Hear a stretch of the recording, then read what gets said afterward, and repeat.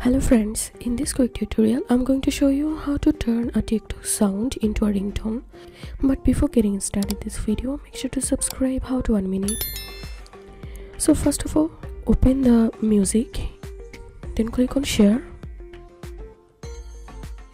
and click on save video. So here you can see the TikTok which I just saved to my gallery. Now open a browser and search here video to audio converter.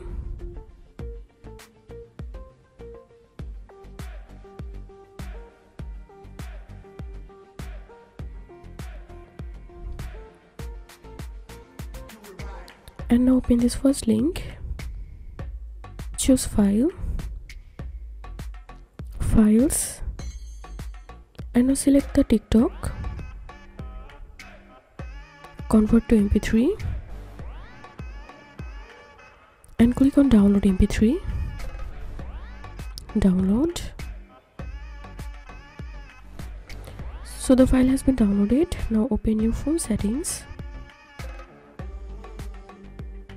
and go to sound and vibration and click on ringtone setting